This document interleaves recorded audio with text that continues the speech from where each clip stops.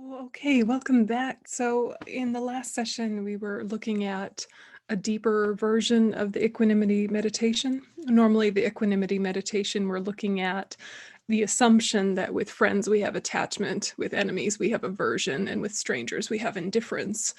In the one that we just did, we were kind of going a bit deeper and looking at sometimes there's attachment and sometimes there's love with any of the categories, and what is that like?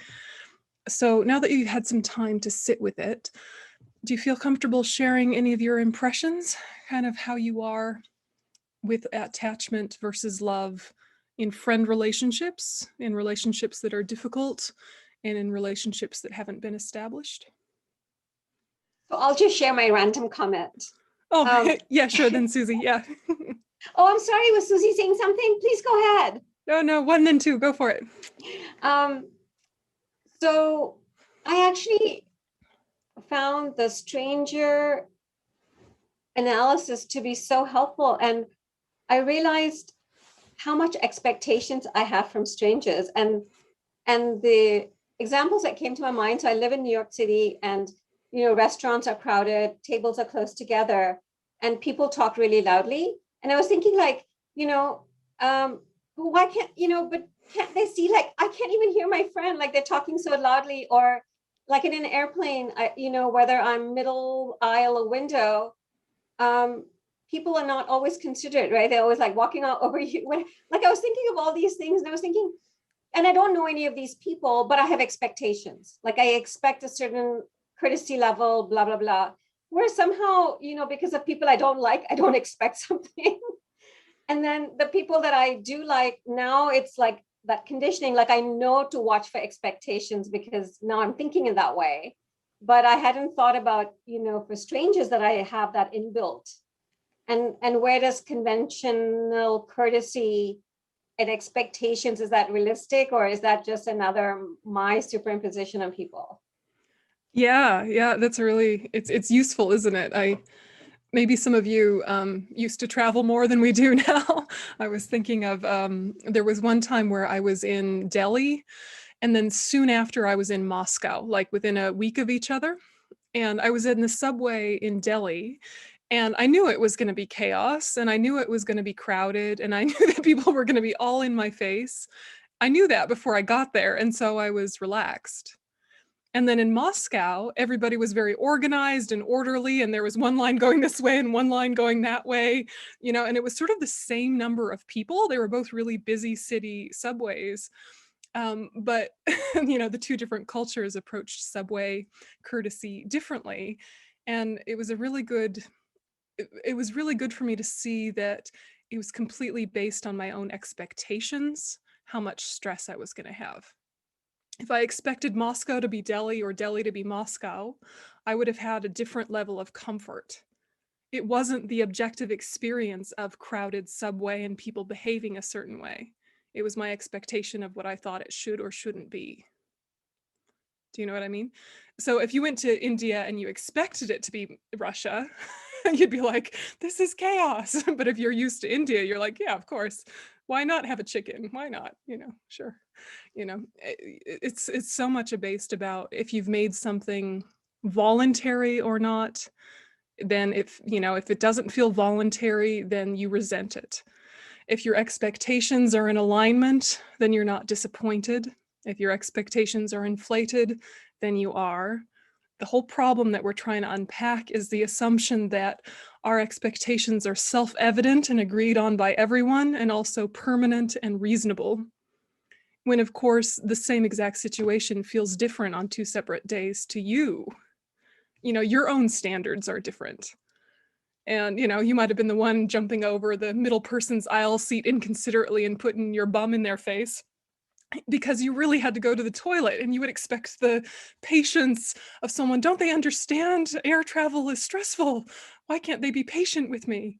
It's like, but if you have this assumption of someone puts their bum in your face, they must really have to go to the bathroom. Then you're like, wow, that was unexpected, but off you go.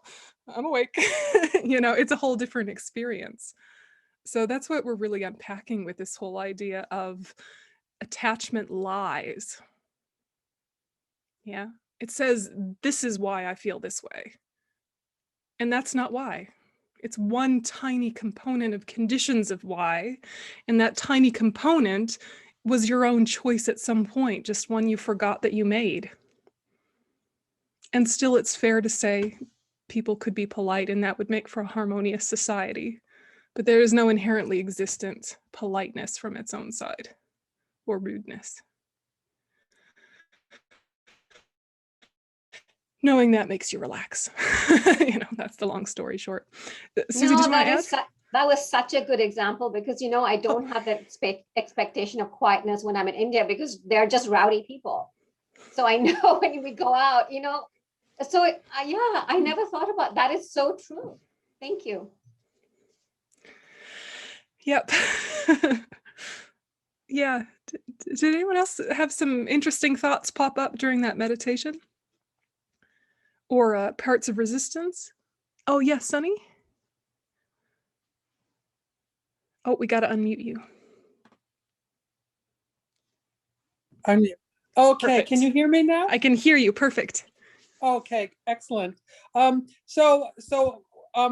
Meditating on strangers especially, but also on friends, is what comes to my mind very strongly, is how I want them to think well of me. So no matter, if I'm at the store or something, I make sure that I smile, not to be friendly, practically, No. I want them to think, oh, when I leave, oh, that was a nice person. And over and over and over again. It's exhausting. But meditating on it gives me some distance to observe, to relax a little. Yeah, it's trying to get yourself into that zone where you do your best and let go, and then you do your best and let go, and then do your best and let go, and you fall off track and you try again. And there's just that flexibility of mind that has kind of a general, kind, altruistic goal for life and yourself, without holding yourself to impossible standards or having unrealistic expectations. So it's just that, razor's edge. Yeah, thank you. Yeah. Other thoughts? Yeah, Pamela or Anath? I was thinking about that, Sunny, so much myself, in the context of how in the meditation I was shaping myself as I thought about the friendly person. I was picturing, in my case, my adult son, and I was thinking, his success is my success. Or in the case of the difficult person who was a colleague, I was thinking, so much about how I am defined. Not only how are my needs being met, but how am I defining my own success relative to what she's asked me to do, or what she's doing versus what I'm doing, in that sort of competitive way. And so the meditation really gave me a chance to see my beyond my needs, but even just the concretization of my own traits, and particularly, again, success, so that it was a very helpful meditation. Yeah, that's a good nugget. Me and then mine. Yeah. Enough, did you have one? Yeah, like what I wanted to say was very similar to what Pema said, is that when we see what other people do annoys us, then we have to look at ourselves. Like, for example, recently there is this IT guy in my work that just comes to your computer and installs something without like asking you anything, and just like I just have to clean your screen. And then, it confronts me, because I have an issue with telling people, well, I need to put boundaries. Then it was less of an issue with me if it wouldn't like pull a point. So I think other people are just mirror of what we need to work on. Yeah, exactly. And sometimes, go ahead. Yeah. It's so easy to just give in and go on, and you have to do something. Yeah. And the attachment, it's like it's grumpy to be shown itself. It's almost like if someone does something rude or something unexpected or something that invades our space and we need to communicate assertively a healthy, acceptable boundary, it like annoys us because we identify as being easygoing. And they're like interrupting our identity of being easygoing. And you're like, no, actually, get out of my space, man. Like, give me a minute, But they're showing us that we weren't as accommodating or as flexible as we thought we were because we have attachment to the self, and we have Yeah, attachment to the exactly. identity, right? And in Israel, it's so hard because like we have also a culture of that I'm really ashamed of like littering in nature, for example. So what do you do with it? Do you just accept it, or you can't accept it? It's not so. There's so many confrontation in here already, so it makes you really think of things deeply, like how to solve confrontations without having things like I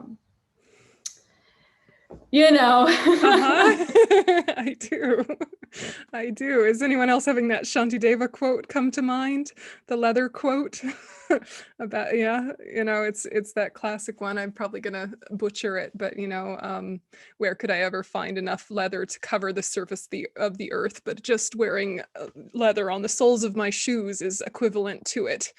What use is there to change the external course of things if I protect my mind? What is the need to do anything else? Something like that.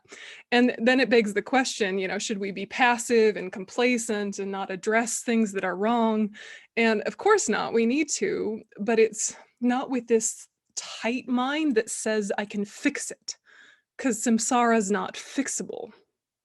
But if you can make your mind able to abide with samsaric environments and samsaric reactions in a way where you're bringing the best of you to it and gradually getting yourself out of your own samsara while still being in those kind of environments, you're in the best position to help when there's an opening for change. It's like there's these little pockets of time where the critical mass or the, kind of momentum of thought comes together and people are ready to talk about something new, or they're ready to change something that's been dysfunctional. And there's been conversations and frustrations and observations for years and years and years leading up into a big cultural conversation. But finally it can happen, and then there's a little window for change. And I think if we're very present, we can be aware of the windows. But if we're kind of having this pressure of I need to fix it, then we are not noticing that there's resistance a lot of the time, and we're just hitting our head against the wall and stressing ourselves out to no gain. But if we're complacent and like, oh, it's samsara, it's all going to hell anyway, degenerate age, it'll end in flames, then also we miss the opportunities when change is possible. The problem is thinking that it will be finished or fixed. We can develop our mind to its fullest potential and not suffer anymore and be of greatest benefit to others. And in some eon, at some point, all sentient beings will also be enlightened, and there will be the great enlightenment, and no one's going to hurt each other anymore, and we're all going to abide in peace. But it'll be a while. And so in the meantime, how do we not get annoyed, in the meantime? And it's that razor's edge of let go while being engaged. Let go while being engaged. It's like you have to give it 100% and not care at all at the same time. Does it make sense? Because when you're in the zone, like we've been in the zone with it where we've had the right approach and then we fall off track one way or the other and we get apathetic and cynical and grumpy, or we get too idealistic and naive and gullible, and we go back and forth between these modalities. But a lot of the time we're like reasonable. And we know it's possible, and we do our best and let go and do our best and let go. But the question becomes, how do you catch yourself when you've slid into an attachment trap? And that's why we do these reflections with kind of the three categories that we put people into, because it looks a little bit different, doesn't it?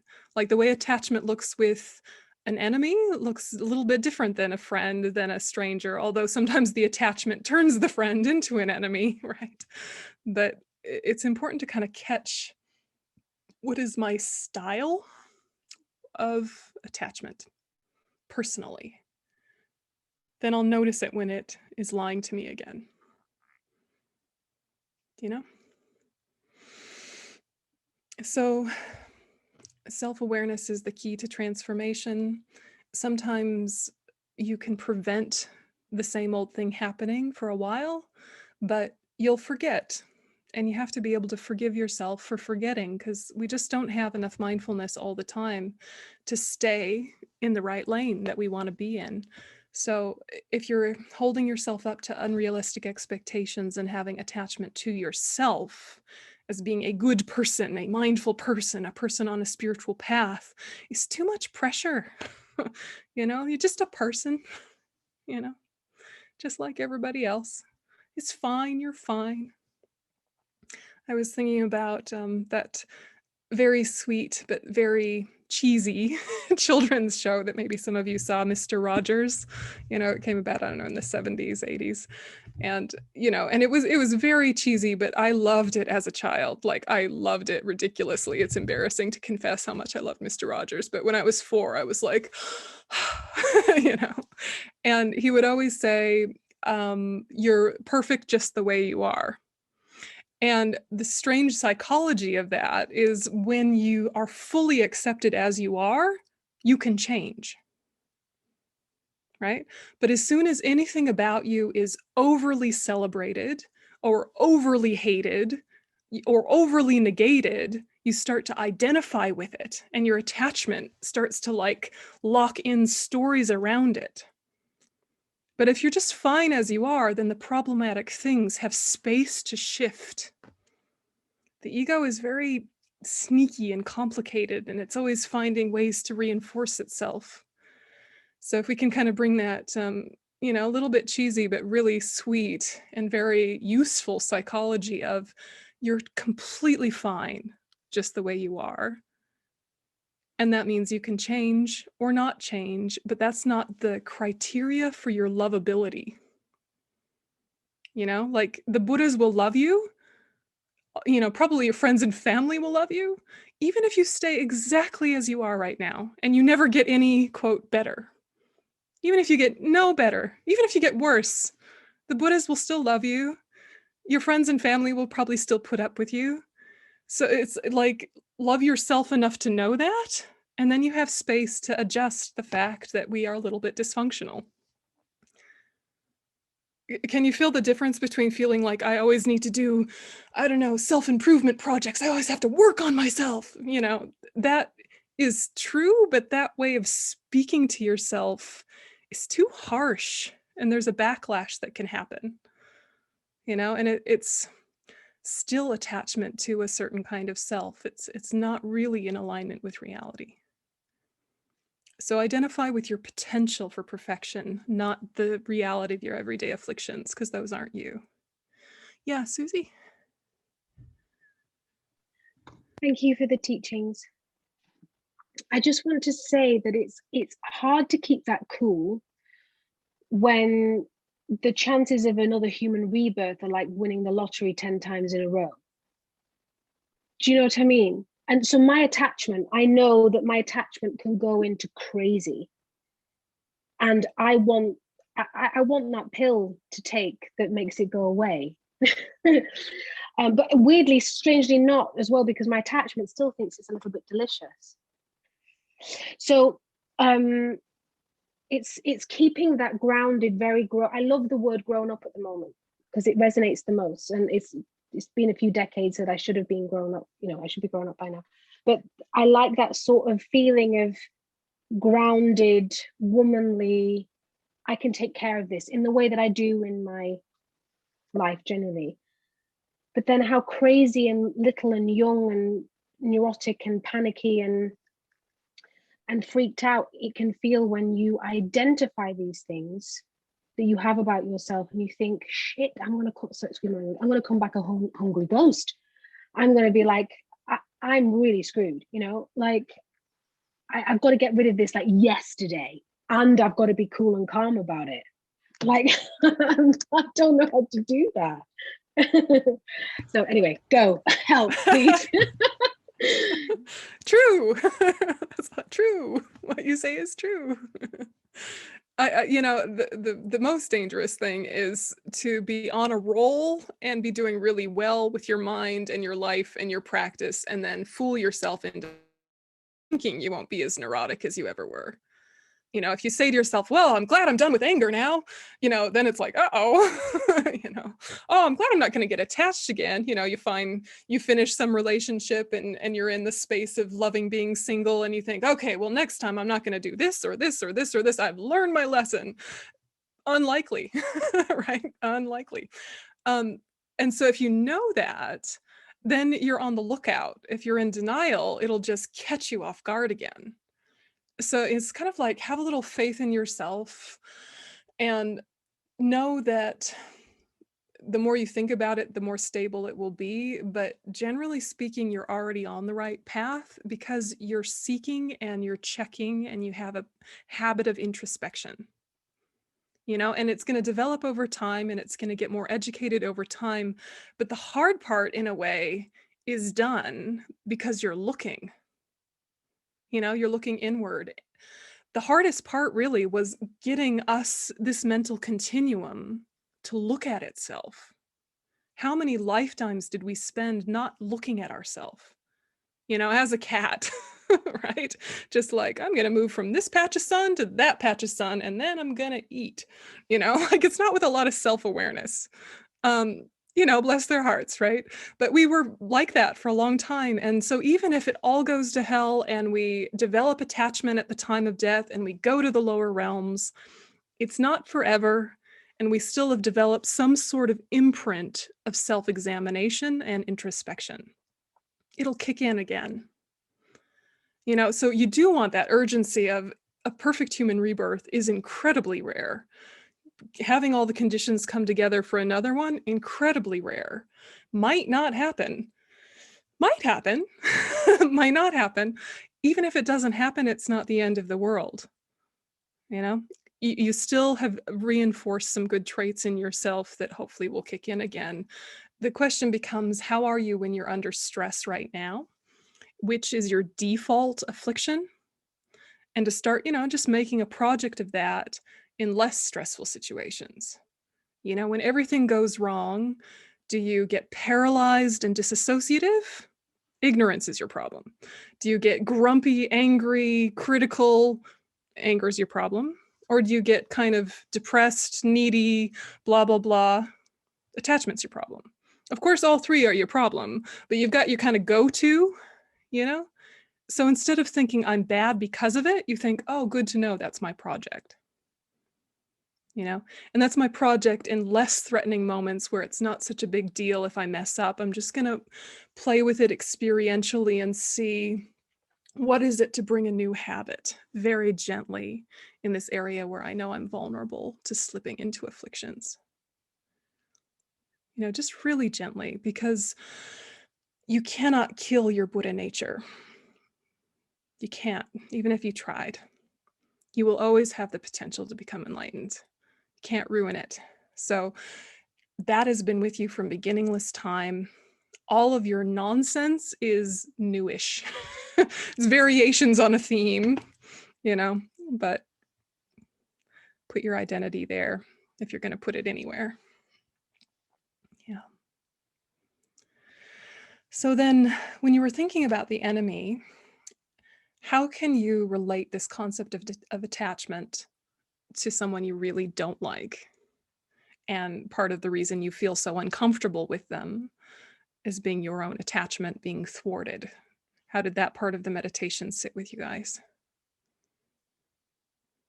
Could you feel the relationship of aversion was really thwarted attachment? And that sometimes the resistance is you have an accurate observation, but an inaccurate conclusion. So your accurate observation might be, they did in fact do this harmful thing, this destructive thing, this rude thing, this uncaring thing. That happened. But the conclusion you come to is, so I'll punish my mind for that. I'll be uncomfortable. If I'm not uncomfortable because of their bad behavior, it lets them off the hook. Like, what kind of bizarre logic do we have? But it's almost like, you know, that old saying, anger is like taking poison and expecting the other person to die, right? But I mean, we sort of think, because what they did was so unacceptable, I must feel uncomfortable about it, because that'll teach them, right? What? What?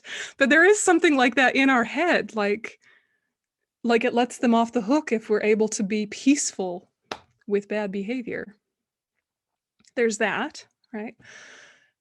There's the other piece, which is, if I forgive them, I have to say it's okay. And you don't have to say it's okay to forgive someone. You can say that behavior in isolation is conventionally unacceptable. And the reason they did it was ignorance and afflictions and suffering. That I get, because I have that.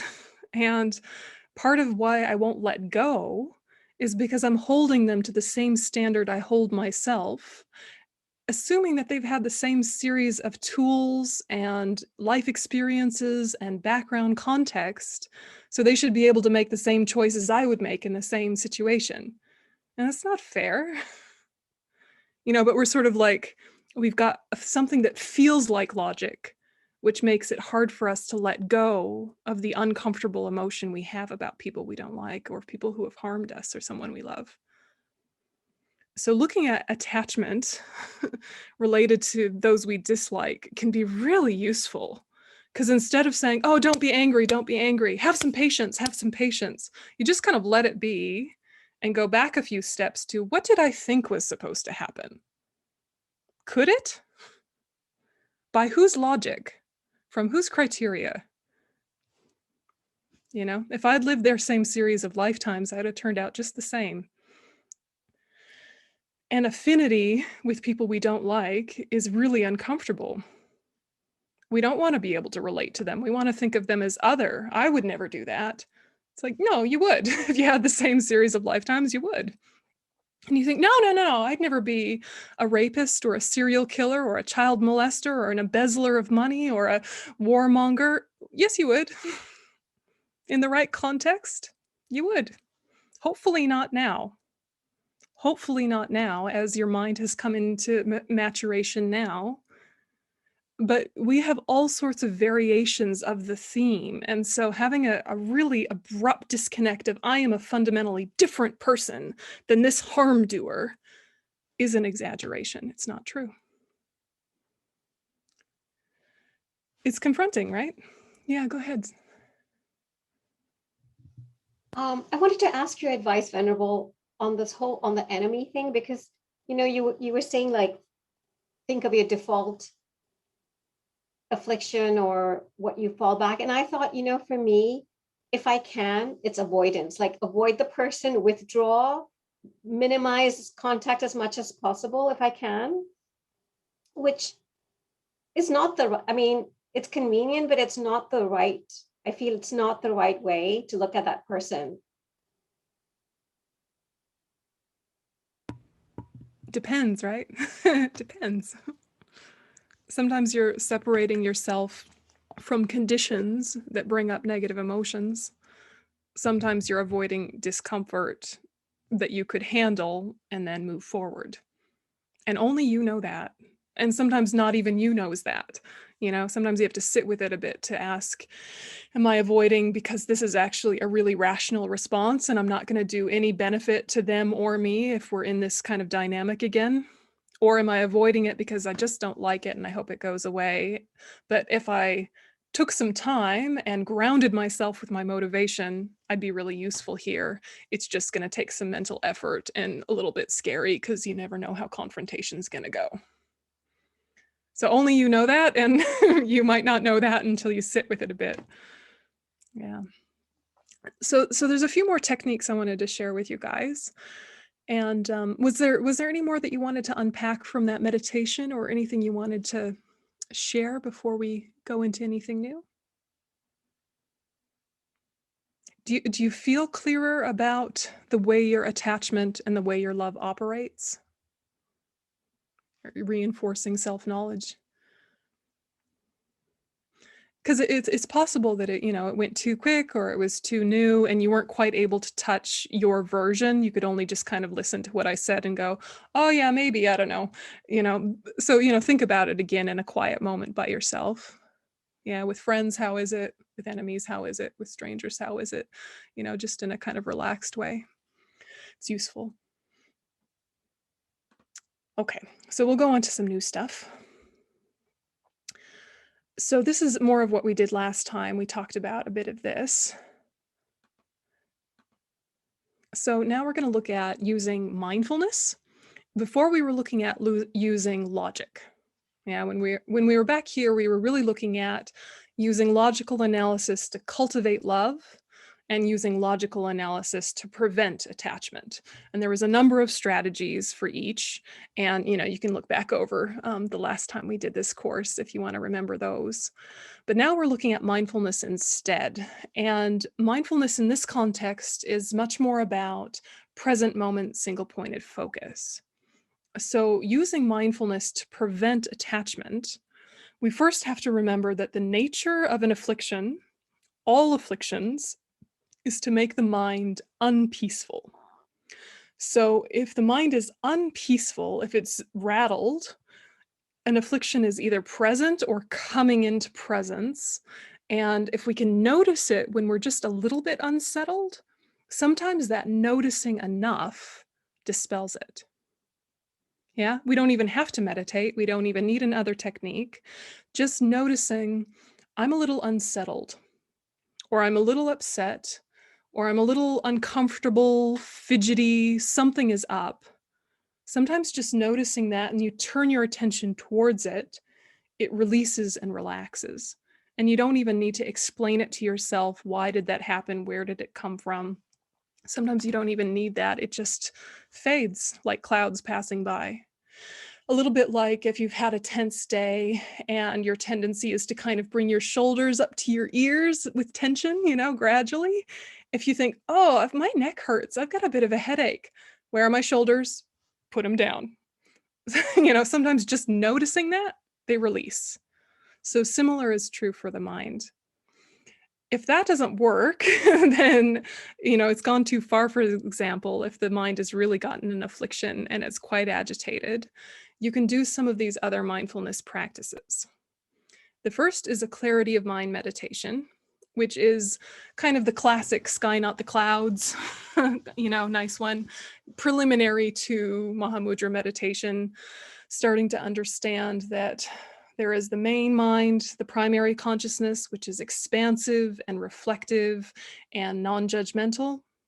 And there are mental factors, which are cloud-like in the sense that they move and color the mind. And if you can shift your attention from all the kind of intriguing movements of the mind to the reflective quality, you naturally release tension and get less hooked by attachment objects. So that's using clarity of mind meditation. Now, breathing meditation can be really useful or not, which is why there's an asterisk there. So it's not always a good idea to do breathing meditation if you have attachment. So I'll unpack that a little bit. So I'm sure that, at some point in your life, you were worked up and someone said, take a deep breath, count to 10, right? Never mind meditation, never mind Buddhism. You were worked up and someone said, breathe. And sometimes it helps, right? Sometimes it really does help. Sometimes it doesn't.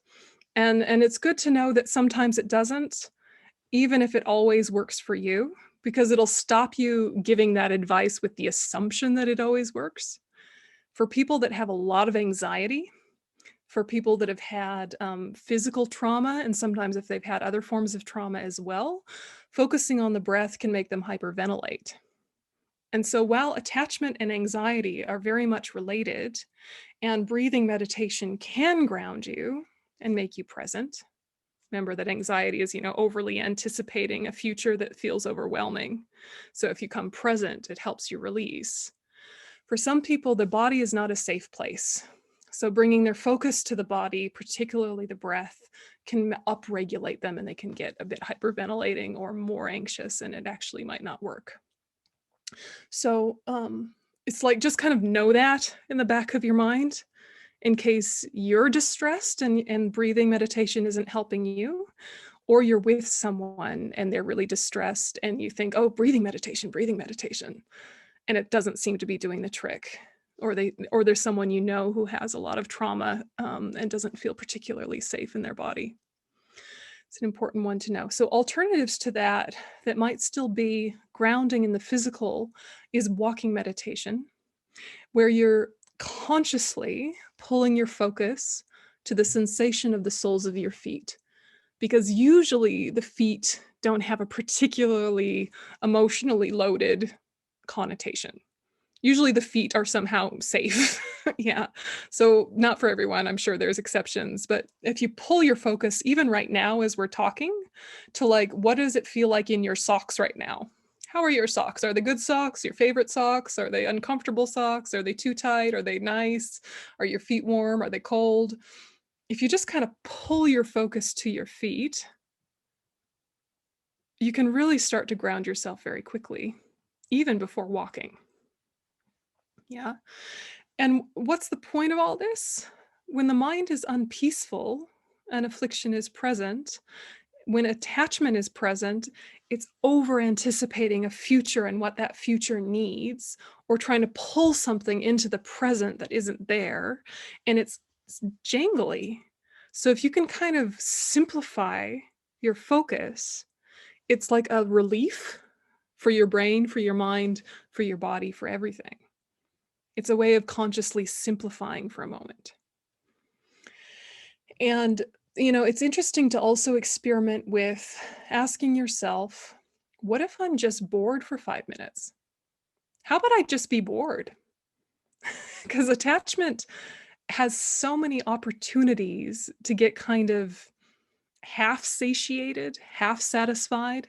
There's always something we can read online, isn't there? We can read something, we can find some article, we can find something easily. We can keep ourselves fed and entertained and keep that sort of half happy, half anxious, stimulated feeling all day if we want to. And then say your phone runs out of battery and suddenly there's silence and there's nothing to look at. You can panic. People do. Like the panic of not being stimulated. And this might not be you, it might be people in your life, but to just say, how about I be bored for 5 minutes as an experiment, not even a meditation. You just like set a timer on something. I'm going to be bored for 5 minutes and see what it's like. And, I'm sure most of you know, if you do that for 5 minutes, you have all sorts of interesting ideas and creativity, and you remember a to-do list and something you meant to put on the shopping list and a conversation you've been meaning to have, and all sorts of things that are actually pretty important return to you. Or a new way of looking at something you've known for a long time deepens within you.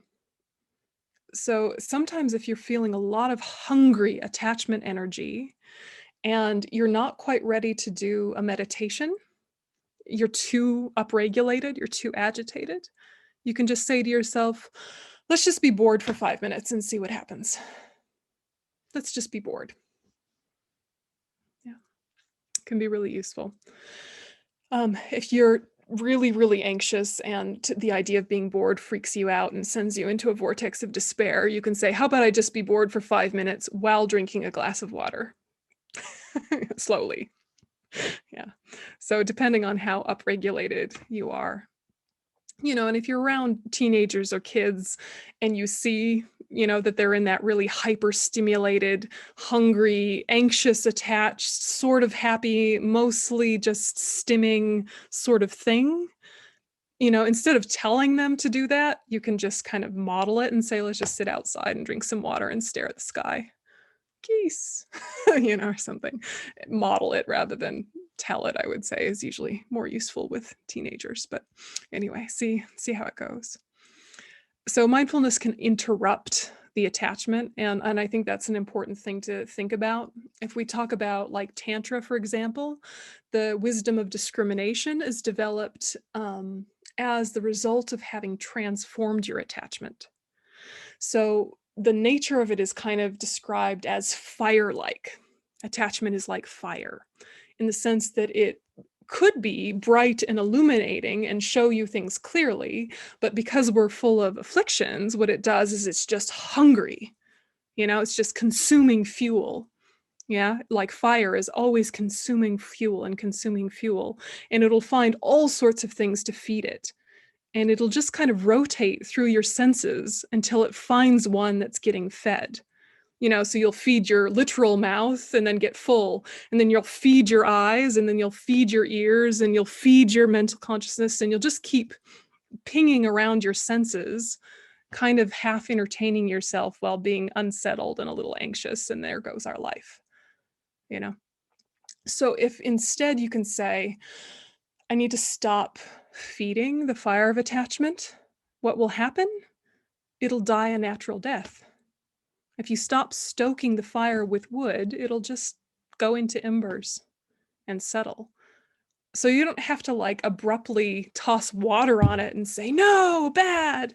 You can just stop feeding it and it'll quietly die. Does it make sense? So mindfulness is a way of robbing the attachment of fuel. Yeah, and then it's going to run out of steam and it's going to settle down, and you'll come back to yourself, or you'll come back to your wisdom, or come back to some clarity.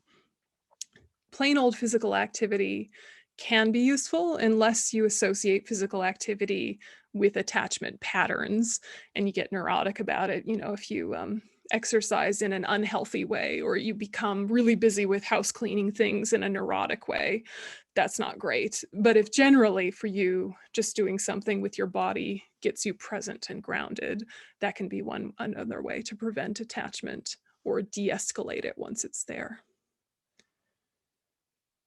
So then you can also use mindfulness to cultivate love.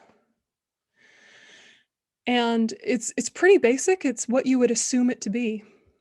So a strong motivation and maintenance of it, both in and out of meditation, and then reconnecting to the natural calm and clarity of the mind through mindfulness meditation with a, quote, focal object of your choice. So whether it's the mind itself, whether it's the breath, whether it's a mental image, whether it's walking, you're just reconnecting with the natural calm and clarity of the mind. And that can tap you back into a motivation of love if that's already one of your agendas in life, So a strong motivation and maintenance of it. Yeah, a strong motivation and a maintenance of it. Basically, you have to say to yourself, what's the point of all this? Life, relationships, work. What's the point of all this? And you have to decide yourself.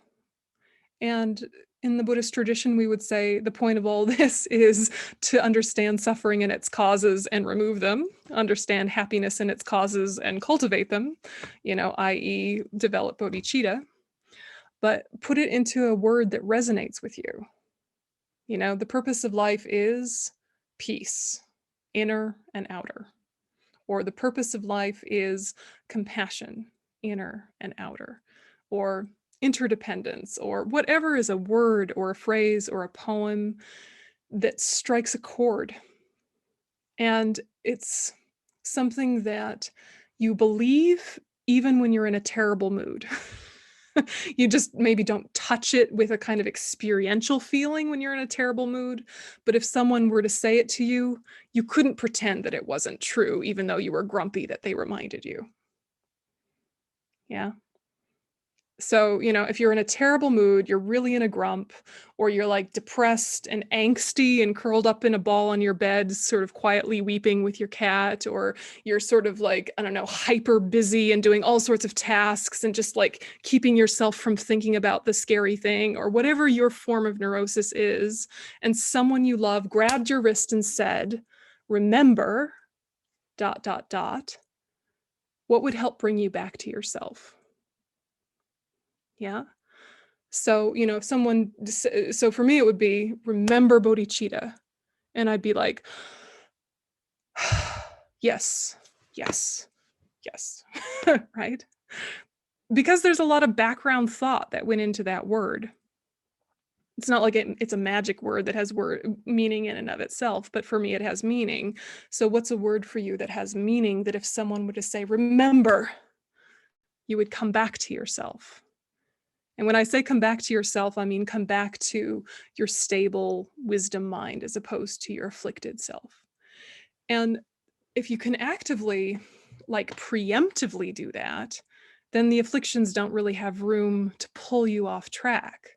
So if you wake up in the morning and you think, the purpose of my life is to work towards my potential so I can be of benefit to myself and others, and you say that again and again in your head until you believe it again, or until you feel it again, or until you can get out of bed again. And it could be that there are rough days where even that doesn't work. But if you can start working on it on days that aren't too bad, it's got a likelihood of kicking in on harder days. Yeah. So, it's not like you're forcing yourself to believe something you don't already believe. What you're doing is reminding yourself of something you already have a connection with.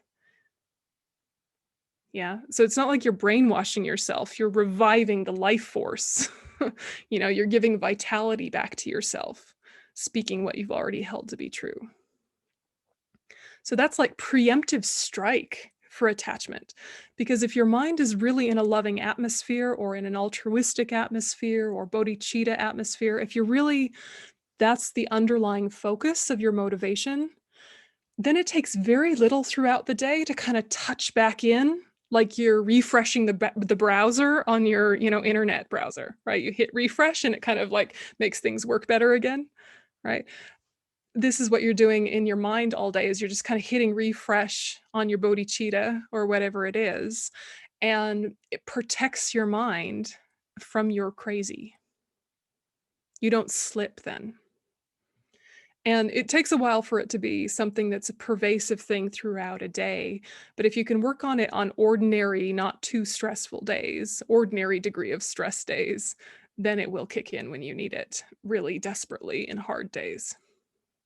Sometimes it takes a horrible day or a tragedy to remind you that you should have been doing it the whole time.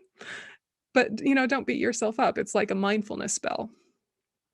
Yeah, and I try and like frame a lot of disturbances in a day as mindfulness spells to bring me back to my motivation. So someone rings at an inconvenient time and I see my phone and I go, now? Then I try and think, oh, mindfulness spell, bodhicitta. Okay, yes, hello. So it's like the very inconvenience of it. I'm trying to associate it with come back. Yeah, come back, come back.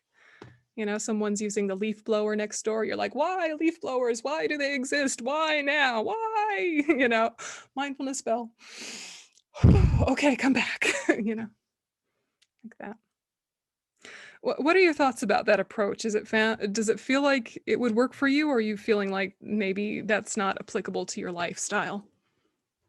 If you had a driving force, simple motivation you could say to yourself and then tap back into throughout the day, do you think it would protect your mind or at least help?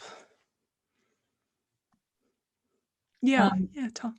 I like that idea very much, but I think that at this point in my practice, I'm not able to, remember it. So I get pulled into whatever circumstance, and then it's like I'm completely gone. And then later I remember, oh my God, I forgot my mindfulness and I forgot bodhicitta and emptiness. So I had heard that there's some sort of app that dings every few hours or something like that so that you can remember. I haven't been successful in finding it, but I would need some literal bell because I can't remember on my own at this point. Yep, there's a few. There's a inner job description, and that one even has a little journal that goes with it. You can check in at the end of the day. And you can set when you want the bells to go off, so it's not at a weird time. There's also, I want to call it like wee croak, I think, one word. And it reminds you of death randomly throughout the day with all sorts of pithy quotes, which cracks me up, but also helps a lot, because so much of our stress, we'd be like, if I knew I was dying tomorrow, I would not care about this. I would not be giving my energy to this. This would not be an issue. I'd just be like, next, So if death helps you remember life and its meaning, a little death reminder can be useful. Wee croak. Thank you. I will look those up. Thank you so much. Yeah. I mean, I used to, before we had phones, I guess everyone else had phones before I had a phone. I used to use putting my shoes on and taking my shoes off, because there's a lot of shoes on, shoes off in my line of work, right? Or glasses on, glasses off. So I would tie it to something that I already did. Yeah. Yeah. Ryan, did you have something? I was going to say, you don't even need an app. You can just set a timer on your phone, right? There's a lot and just timers. You say you want every 2 hours, set a 2-hour timer, and then when it goes off, reset it. Yeah, perfect. Yeah, perfect. No need to overthink it. Exactly. You could even have it play a song that reminds you of your path, or a mantra or something like that. Yeah. Yeah, technology is great. But yeah, if you're not having a technology moment, if you're wanting to kind of get less of that, I would just tie it to things you already do. There's a very long tradition of doing this. It's called Bodhichitta Mindfulness, and Lama Zopa Rinpoche teaches whole long discourses on it. And it's, when you open your door, think this. When you close your door, think that. When you go to the toilet, think this. When you close the lid of the toilet, think that. When you turn on the lights, when you turn off the lights. And it's called Bodhichitta Mindfulness. And it's really what I think is more efficient for us to cultivate than just kind of basic mindfulness. Why not upgrade our mindfulness? Because you don't want to just be aware of what you're doing while you're doing it. You want an agenda. Yeah. What is the point of being aware of what you're doing while you're doing it? Yes, it will help you develop concentration, and that's an important thing. But don't you want to be developing on the spiritual path? So your agenda of mindfulness is, have I stayed in alignment with my life priorities, or have I slipped? Have I gotten lost in attachment, or have I stayed in sync with what I think is important? So mindfulness plus. Yes, mindfulness plus. All right, so that's love cultivation using mindfulness. So here are those two kind of ways to use mindfulness for cultivating love versus antidoting attachment. As you look at those, is there anything you want to unpack or clarify or question before we leave it there? And just jump right in if so. I can't see you with the PowerPoint up.